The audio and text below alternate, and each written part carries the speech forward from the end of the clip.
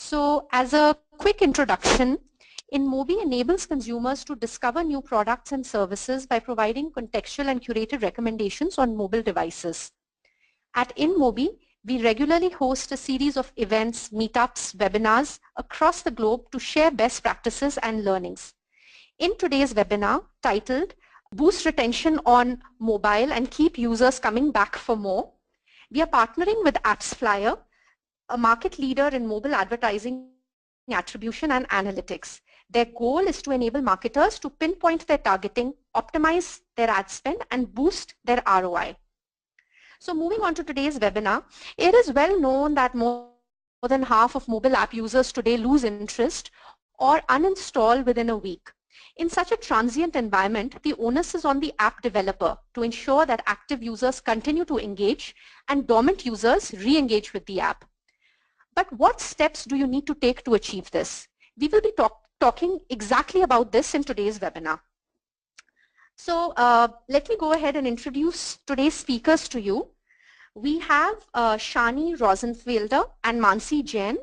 So Shani is the content marketing lead at AppsFlyer. He has over 10 years of experience in key content and marketing roles across a variety of leading online and mobile companies and startups. And Mansi is the director of free marketing at InMobi. So without any further delay, over to Shani and later to Mansi. Just give us a moment as I change the presenter to Shani. He's in a different location. Hi everyone, it's great to be here. So these are definitely exciting times to be in app marketing, especially in India, which is enjoying such tremendous growth. So before we talk retention, I'll tell you a little bit about AppsFlyer. So we are the market leader globally, the market leader in mobile attribution and marketing analytics.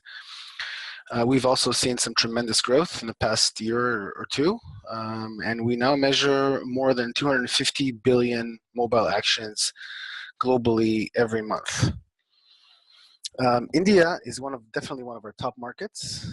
We've also seen some great numbers in India. Over the past year, we've more than doubled our traffic. Our staff in India currently has 8 people. We have 8 people on staff, and by the end of the year, we expect to have 12. This includes all customer-facing departments like account management, support, partner development, sales. We have over 300 great customers in India, including some top apps like Goibibo and Paytm, Airtel, Swiggy, and many others. In short, I could say, we are the attribution authority globally and in India as well. Okay, so let's get started. We're here, obviously, to talk about retention. So the way I see app marketing today, the main challenge, basically it's like a crowded road in Mumbai, which is what we see in this picture. There's no room to breathe. It's all jam-packed. And in the app stores, we see the same situation. We see that the app stores are completely flooded. We have over 2 million apps in both Google Play and the App Store, and the iOS App Store. So what does this mean? Well, it means that every app has dozens, hundreds, or even thousands of competitors. So at the end of the day, if an app is not exactly what a user is expecting or what he needs, that user will just look elsewhere. It's as simple as that. Let's look at data from Southeast Asia, from Deloitte. And here we can see that installs numbers are dropping. And clearly we see that we have, 32% of users download not only 1 to 2 apps every month. A further 39% download 3 to 5. So at the end of the day, we have over 70% of users download less than 5 apps a month. Usage, however, is skyrocketing.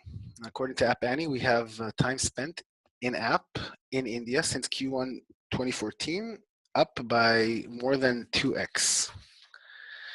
But, and honestly, this is a big but, this is only true for a handful of apps. Basically, we have almost half of time spent in apps that's done in communication apps, in top communication apps like WhatsApp Messenger, Truecaller, etc. So the bottom line is we have more time spent in app by far, but this is only true for a limited number of apps. For the rest of the apps, it's definitely an uphill battle. This is true especially for Android. We looked at our own retention data, the AppsFlyer, from the AppsFlyer database, looking at installs from organic and non-organic sources. Overall, about 200 million plus installs. And just for to put things in perspective, we define retention as, for a given date, we look at the number of unique users active on a specific day since the install day, divided by the number of users who launched the app for the first time during the date range. So what do we see in this graph? Well, we see the communication vertical, unlike the previous apps that we saw that enjoy such high usage. Here, the situation is a lot tougher. So on the first day, we have about 1/3 of users retained. In the second day, about 10%, and after a week, about 10%, and a month after an install, only about 3%, 4% of users continue using the app. For gaming, situation is not much better. In fact, it's even worse. On day 30, we have 2.1% on Android and just over 5% on iOS. Why is this? Well, there's a lot of incentivized, what we call rewarded advertising in gaming, a lot more than other verticals. So users install an app only because they're offered some sort of reward to do it. So there's not a lot of intent here. So it's pretty clear why users end up not using an app that they've downloaded with incentivized advertising. Also, games have a limited shelf life. If you come to think about it, most gamers lose interest in games. It's not something that goes on forever, only for a very, very, very small number of apps this is true.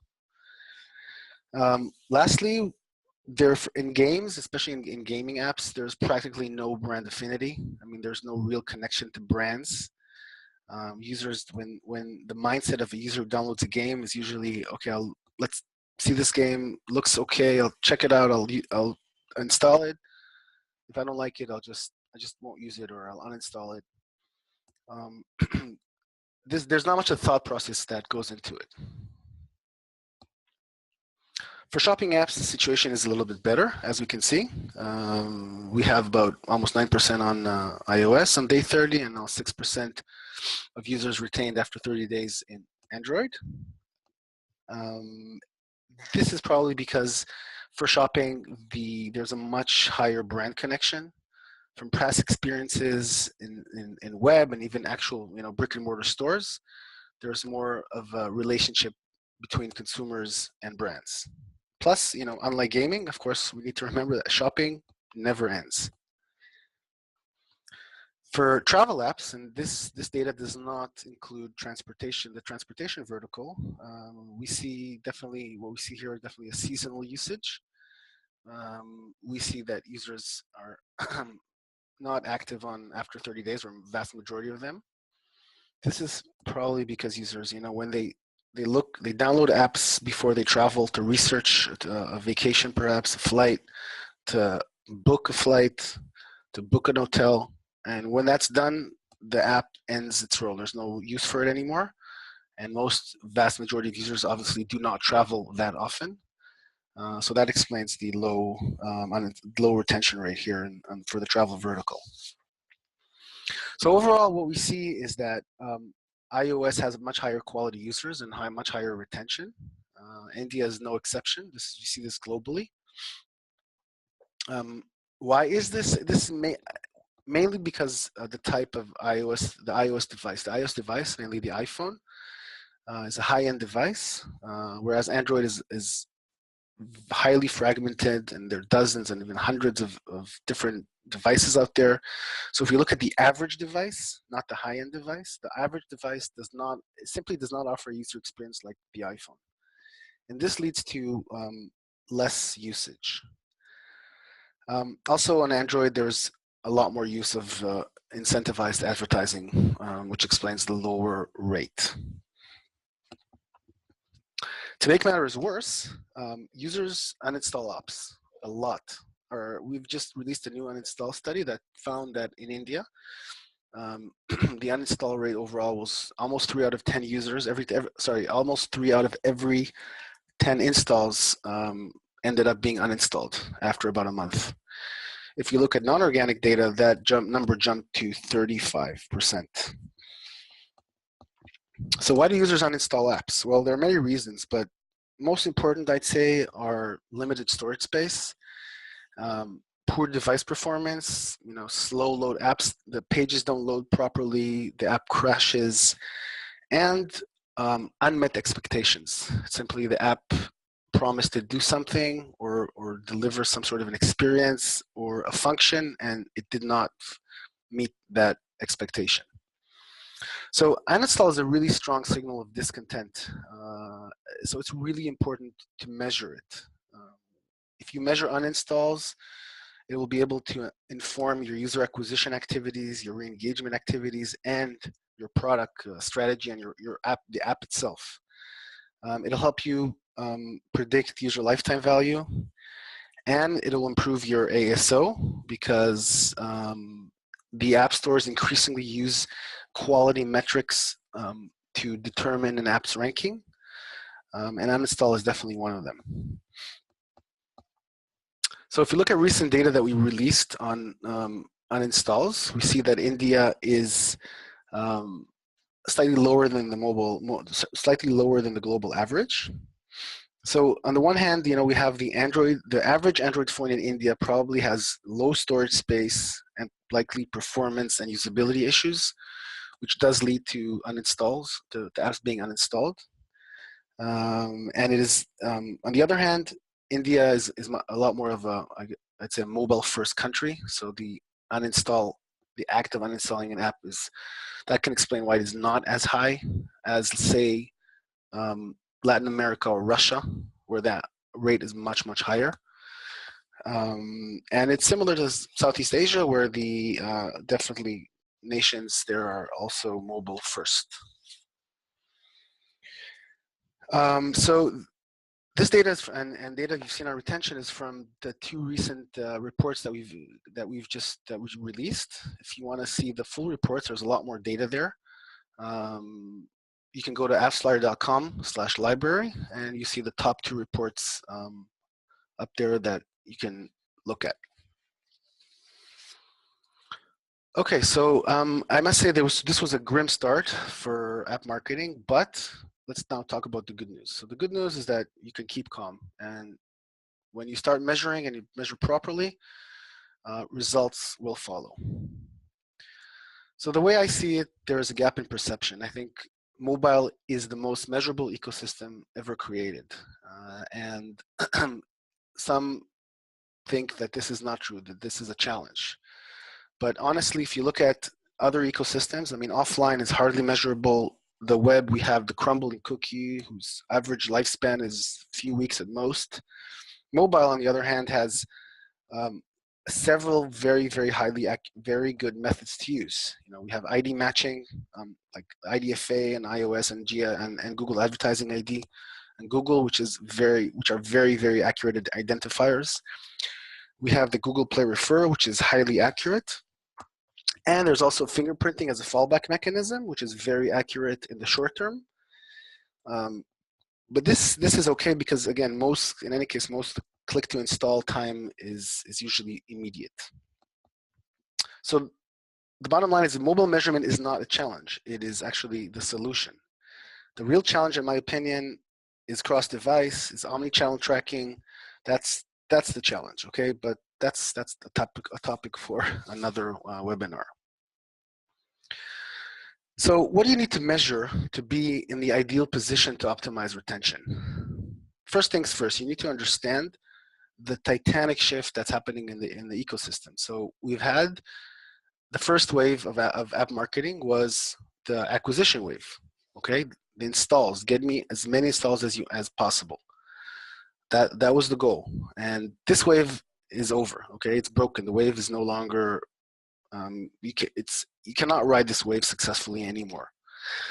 We are now in the midst of the second wave, the engagement post-install wave, where successful marketers app marketers measure opens, purchases, revenue, LTV, things that are happening in app. this app is at its it's really at its peak, and there's only more to go. The third wave is a wave, the ROI wave. This wave is starting to pick up steam. It's still used by the savviest marketers, but I have no doubt that this wave will continue to grow because ultimately this is what marketers need to measure, their ROI. Okay, so we talked about retention, looked at uninstall data. So here we basically provided an example where we look at retention data and looked at the table from our dashboard. And what we see here is that we have a few media sources that are performing well and a few that aren't performing as well. So the top media source is obviously performing well. The second and third media sources are performing well as well, but the fourth media source, as we can see, it's not performing as well. So what can we do in this situation? Well, the best thing to do is to dive deep into retention data. So that means looking at breaking down by media source, breaking down by geo, breaking down by campaign, whatever is possible to break down the data. The deeper you go, the more insights you will have.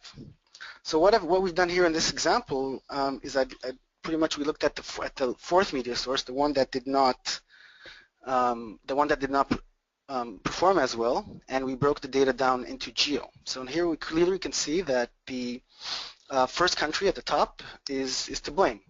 So the best course of action here is just simply to either remove this geo altogether, or to reduce its budget and perhaps keep it on a kind of like a low burner and see if it performs well, and then again increase its budget. Retention is really important because it tells us how many users keep using your app, and this is a unique number. But the power combo, the best way to look at retention, the best way to improve engagement is by using what we call cohort reports. And cohort reports tell us how users are using your app. So if you have to define what a cohort is basically, I mean, this is a simplified definition, but it's a group of users with common characteristics that they're all treated as a group. A cohort report enables advertisers to view and compare all kinds of in-app events over different time frames. For example, an advertiser can create different cohorts according to different geos and then compare the average number of sessions, for example, per user for each cohort over say the first 30 days of each user's activity. So what that means is that cohort is a really good indication of change over time. It tells us about the quality of the average customer and whether it's increasing or decreasing over time. So let's look at the following example of a cohort report. What we can see here is, in this case, we're looking at the average sessions per user. After all, this webinar is focused on retention. And on the x-axis, we see the time. So these are media sources. Each line here represents a media source. So if you look at the orange line, we see that this media source is performing very well. It's showing no signs of fatigue. So it would pretty much make sense to increase its budget and maximize its potential. The blue line starts off really strong, but as we can see, pretty much around day 14, the engagement starts to drop a little bit. The number of sessions start to drop. So in this scenario, it makes sense that when we use this media source by day 14 for users that have reached this day 14, it makes sense to start re-engagement or targeting, try to keep them engaged, and keep that curve going up. The gray line or the gray or green line, we see very modest growth. It's still performing okay, but not very well. It doesn't make sense to put a lot of money into this media source, but it still pays off to see what this media source can do over time. And the red line represents a media source that is not performing very well at all. We see no engagement pretty much over time, any increase in engagement, so this media source, it doesn't really pay to continue using it. Okay, another very important aspect of the method in which you can improve retention has to do with defining in-app events for funnel optimization.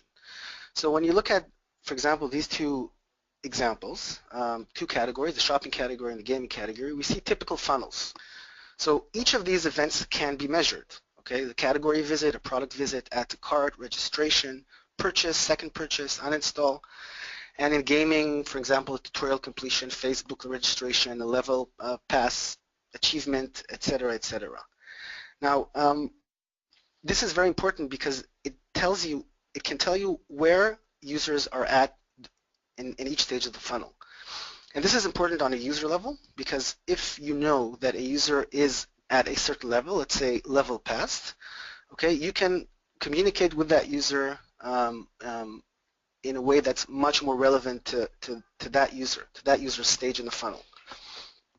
If that user perhaps stopped using your app for some reason or has gone dormant for a week or 2 weeks or 3 weeks, you know at which level that user is, where he stopped, and you can try to entice him to come back into the app by offering some sort of discount or incentive. So, for example, if you see that a user is stuck on level past, maybe that level 25, say, is just too hard for that user to pass. So what you can do is just offer some sort of, let's say, free coins that can help him get the best weapon and pass that level. On an aggregated level, this data is very important because it enables us to see if we group all these events together, if we see a significant drop in the funnel at any point in the process, then this probably means that there's something wrong with the product, with the app. Maybe a level is too hard, an achievement is too hard, a registration process is not seamless enough. So this gives us very important indications about retention.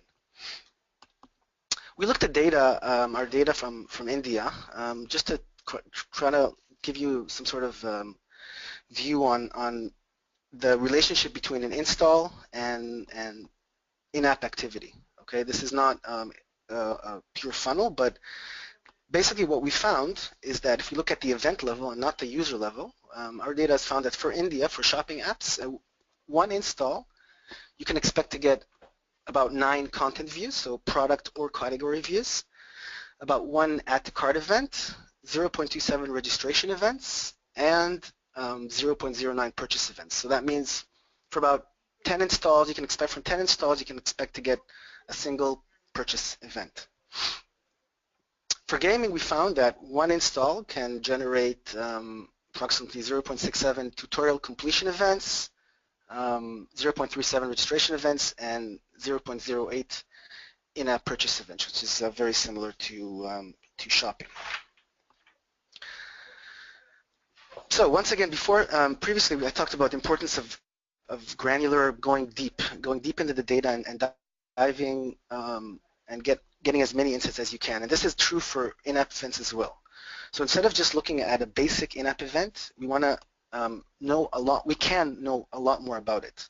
For example, here we see the add to cart event, and there's no reason why we cannot add multiple parameters to this event and know, for example, content type, content ID, the price, the currency. Does the customer does the customer have a user ID or not?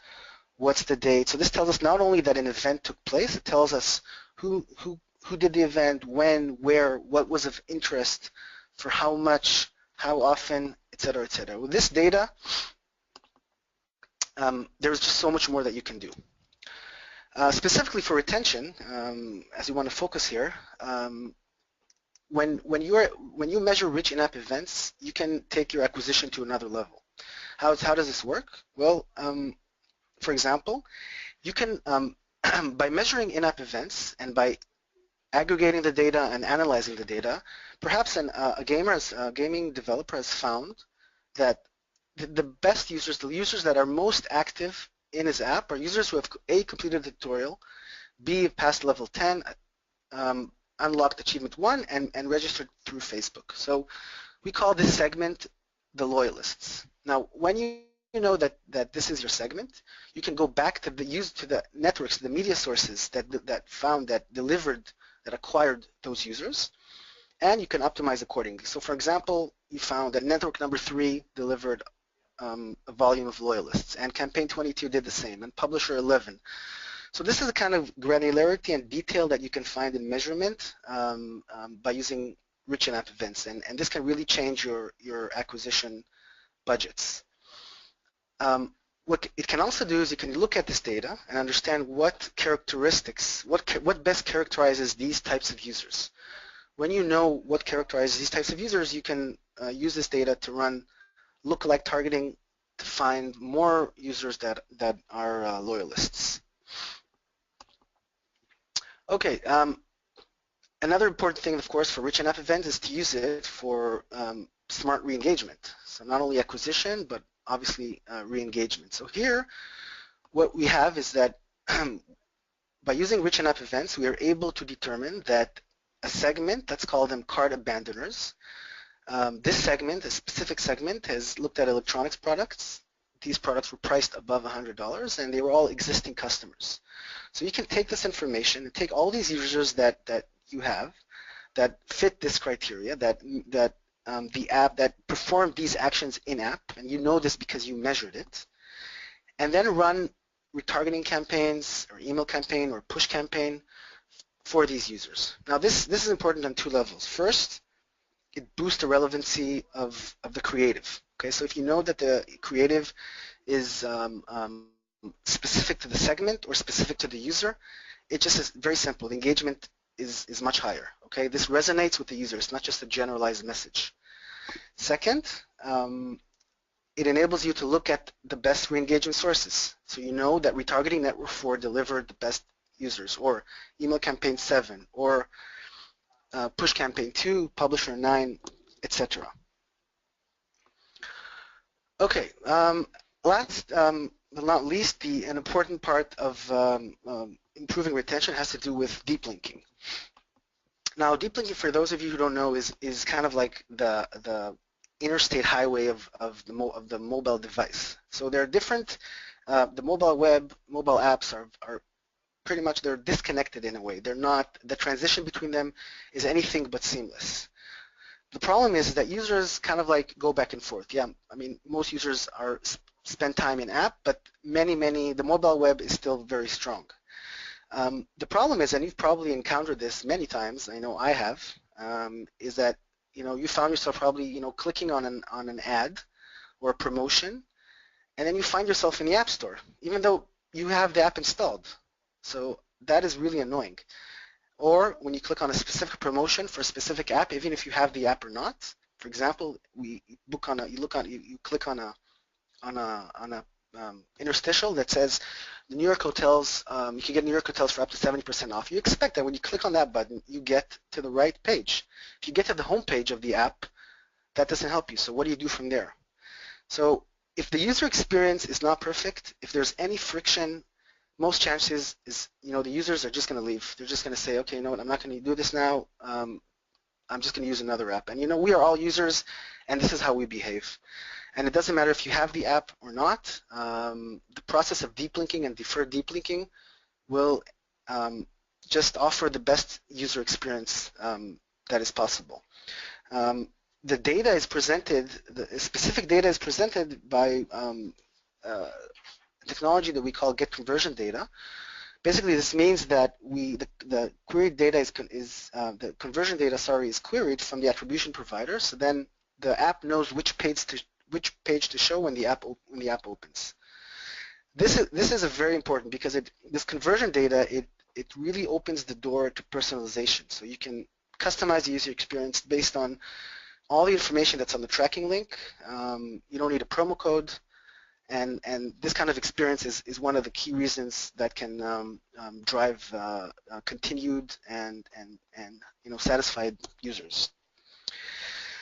Okay, so last topic I will talk about today has to do with the connection and the partnership that media sources have with attribution providers. So the kind of like relationship that InMobi has with AppsFlyer.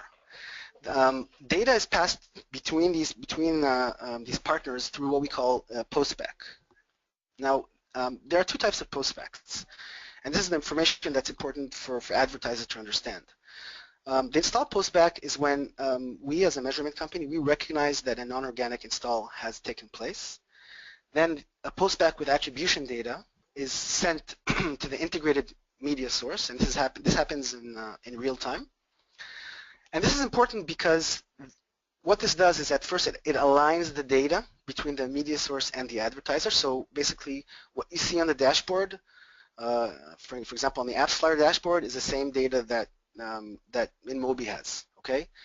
And this also enables the media source to optimize based on volume of installs, okay? Volume. This is about volume, and because we're only talking about the install postback. Another very important postback, and this is especially important for engagement and retention, is the in-app event postback. So in-app event postbacks have to be implemented by the advertiser via in the attribution provider's SDK. Once that happens, the attribution provider can record these events as they happen. So users are performing all sorts of in-app events at a very granular level, as we discussed earlier. And the attribution provider records all this data. Now, what the attribution provider does, it enables the advertiser to send all this data, all this in-app event data, to the media source in real time. Now, I've put this in asterisks and I've highlighted this in bold because I want to emphasize this point. This is about the advertiser's choice. The advertiser has to choose. It's the advertiser's data. Okay, the advertiser chooses whether he or she want to pass the app open event data to the media source. And for an AppsFlyer, for example, this is predefined, so you don't have to configure this in the SDK, or pass any other relevant events that happened in app to the media source, whether standard, rich, whatever is recorded. This is not a must, but we highly recommend that advertisers do this. We always advocate for this because it enables the media source to optimize for quality. So previously we talked about quantity, about volume, and now this enables quality. It also enables the media source to run personalized retargeting campaigns. So basically the media source knows which users performed which actions, and then run retargeting for these users based on that data. It also enables the media sources, if the advertiser chooses to do so, to send all the in-app event data, all of it, the organic, the non-organic, to the media source. And what this does mainly is that it enables advertisers to really scale their retargeting campaigns. So retargeting is scale is an issue in retargeting, and once we can get data from all the media sources, that list of potential retargeting users is can be much larger. Okay, so how can you leverage mobile measurement? Now I'd like to pass this on to Mansi, and I hope it's been informative. And again, I apologize for the sound issues in the beginning. Go ahead, Mansi. So as Shani already explained, mobile measurement plays a critical role in mobile CRM re-engagement journey. Let me actually walk you through how remarketing platforms like InMobi are partnering with mobile measurement partners like AppsFlyer in developing retention solutions. The first, as Shani already mentioned, the first key point in the CRM journey is to be able to track real-time app activity for users across the entire funnel. With partners like AppsFlyer, now advertisers are able to track and pass real-time user activity to media sources like InMobi. For example, a gaming developer is able to track events like registration, level up, in-app purchase, and pass it back to media sources in real time whenever an in-app activity happens. Similarly, an e-commerce developer can actually measure the entire purchase funnel from install to app open to add to cart to purchase, and send that information back to retargeting players for optimization and setting up re-engagement campaigns. Similarly, we see in entertainment across other verticals like entertainment, taxi share, different events can be configured and passed back for re-engagement. Now, what do we do? What do retargeting players like InMobi actually do with this data? Using this real-time information, InMobi actually has a dynamic audience builder which we can leverage to create user segments cohorts in real time. A lot of our partners, when we speak with them, a lot of them have different re-engagement goals. Some of them have re-engagement goals which says, I want to re-engage with my user cohort who have installed the app but not even opened the app in the first 7 days. Or I want to re-engage with users who have added some product to the cart but they have not yet converted. Or it can be as simple as I want to engage with users who are lapsed who have not engaged with the app over the last 30 days. So with this real-time information which is being passed to InMobi through players like AppsFlyer, InMobi Dynamic Audience Builder can create real-time segments and user cohorts and retarget these users. The other key important aspect of using this information is how we can actually personalize each of the impression and each of the creative that we show to the user based on what the user has browsed or searched or even added to the cart. So our partners can. So the other important role is actually personalizing the creatives along with the real-time events. As Shani mentioned, you can also advertisers can also share product information or rich data back with the Postback, which helps InMobi to actually pick up the right product and to show it to the user in real time whenever we see the user on our network. So let me actually walk through a quick case study on how InMobi and AppsFlyer together helped in scaling re-engagement goals for one of the leading e-commerce players in Indonesia. So the objective of the campaign was twofold. So our partner was actually struggling with activations, which basically mean they were running a user acquisition campaign. They were seeing good traction in acquiring new users. However, the activation rate or users who actually converted and made the first transaction was not very high for them, especially for the paid channel as compared to the organic one. So InMobi actually, so one of the key objectives of the re-engagement campaign that we set up was to re-engage with users who have installed the app but not made the first purchase within the first 7 days of installing the app. The second key objective of the campaign was to reactivate dormant users. So basically finding and re-engaging with users who have not opened the app for the last 30 days. So what was that solution? So through AppsFlyer, InMobi ingested real-time events, and these events included rich events like app open, PDP view, add to cart purchase, and along with these events we were also getting information around what product did a user view, what was the GMV value of the product that the user viewed, which really helped us, helped InMobi product recommendation engine to find personalized products that we showed to the user in these two user cohorts. Also using InMobi Dynamic Audience Builder, we segmented these users in real time based on whether they fall into the cohort, which is basically users who have installed but not made the first purchase, or if they fell into the dormant user cohort.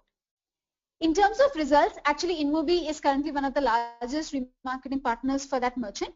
We were able to activate, drive up the activation rate for our partner, driving more than 500 first transactions daily at a cost per first transaction of around $2.5, which was really high, which delivered like good ROI for the campaign. Similarly, for the dormant user base, we were able to re-engage the users and get them back into the app and drive transactions through these users at $1.5 CPT.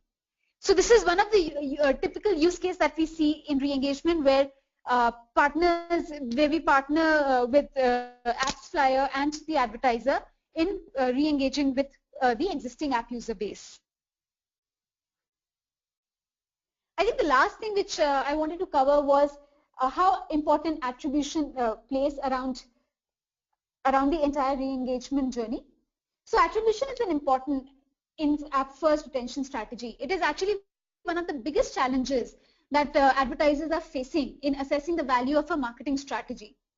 Traditionally, what we have seen is that a lot of these campaigns have taken last click attribution model as their strategy. However, more and more advertisers are moving towards view-through attribution and multi-touch attribution for their retention strategy. It is extremely important for us to understand why this shift is being made from last click to view-through to multi-touch to effectively measure and attribute ROI. I think few of the cons that we see in last click attribution strategy. The first is that there's a bias against the upper funnel tactics.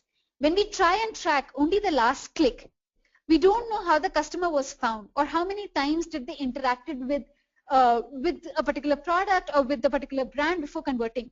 This could actually move the budget away from channels which are driving the customers to discover and engage with the brand.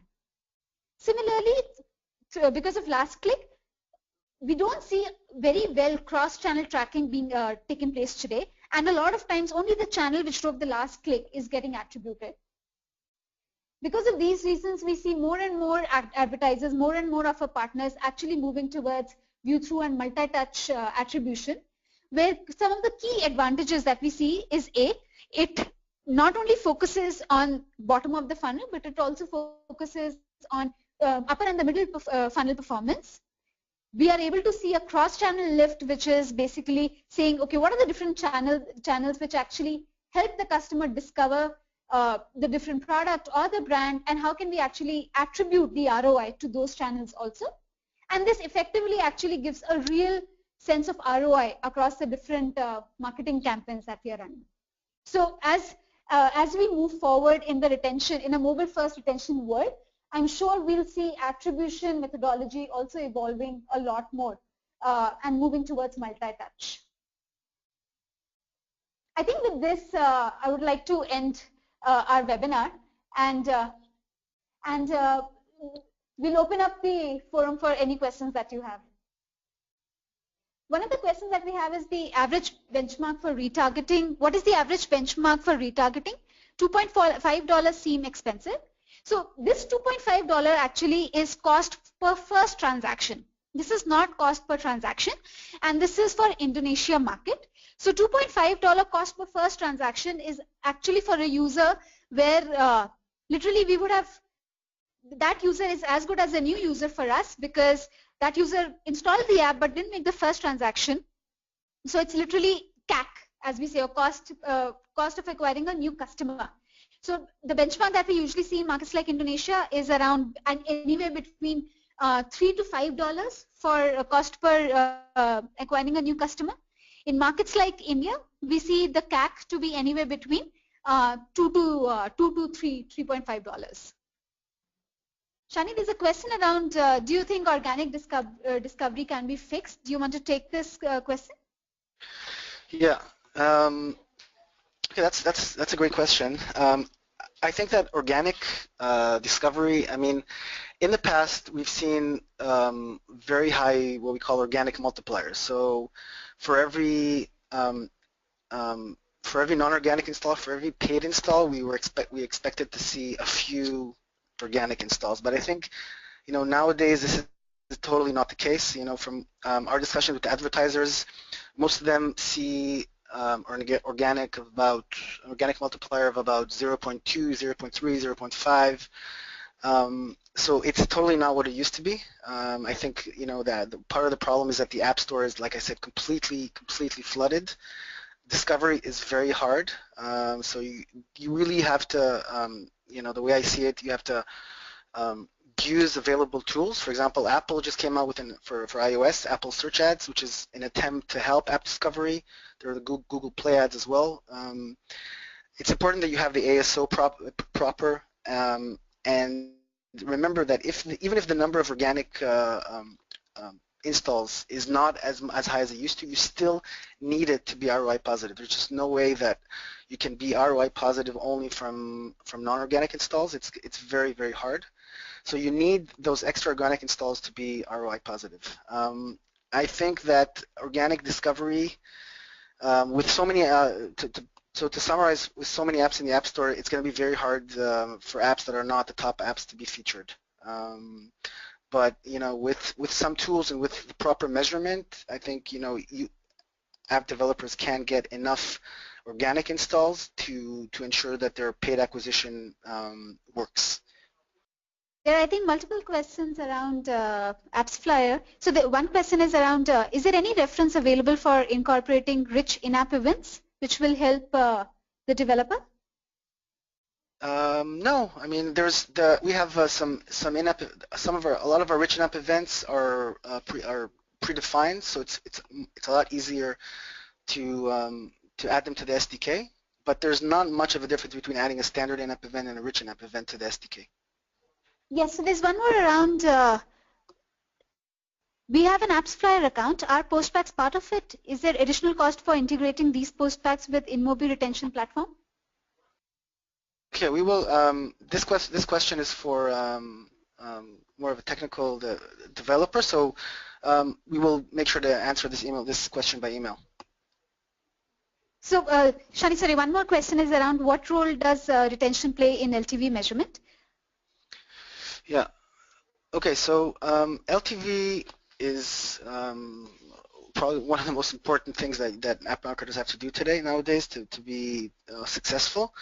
So I think that there are a few formulas or multiple formulas to look at LTV. Okay, I'm not going to talk about specific formulas, but in general, LTV factors in three main parameters. There's the revenue coming in, the monetization. This can come from in-app advertising. It can come from in-app purchases. It can come from subscriptions. There is the organic, how many organic users you can expect, and again, you need this to be ROI positive. And the third important key aspect of LTV measurement is retention. So the higher your retention, the better your LTV. I mean, retention, after all, is the basis of monetization. You cannot have users will not make purchases in your app, will not engage with your app in a meaningful way. When especially when we talk about bottom funnel events like purchasing, without continued ongoing usage. So optimizing retention is a key part of LTV measurement. Any other questions? One of the questions is how can uninstall rate be improved? Actually, even I can take this one. So one of the things that we have seen, particularly as we mentioned in the webinar, one of the key challenges that our advertisers are facing are the high uninstall rate, especially the high uninstall rate within the first 7 days.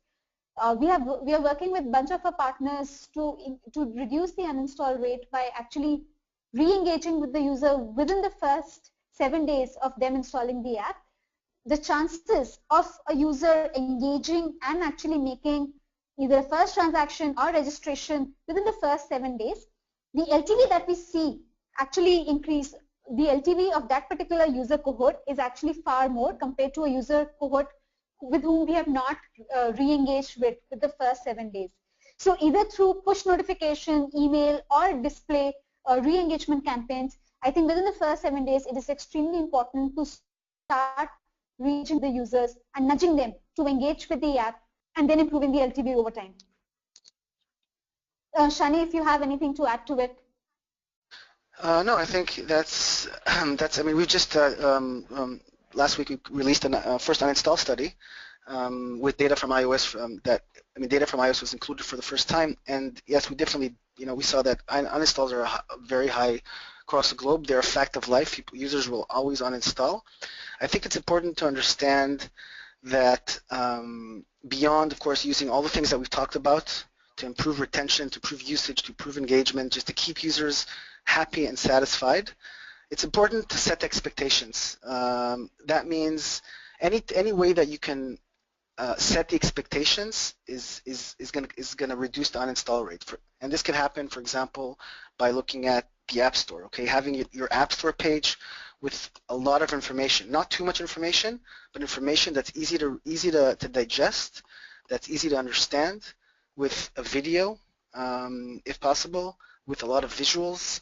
So this really reduces any chance of surprise. Another thing that can be done is to use video advertising. So video advertising is like a preview. Okay, it's like a preview of the app. So if users watch a 15-second, 20-second video and understand what the app experience is all about or what the gameplay is, if it's a game, then the chances of surprises are significantly reduced. So you just get users that have seen what they have liked what they've seen and have installed the app. And now, of course, you need to deliver a really great app to encourage continued usage.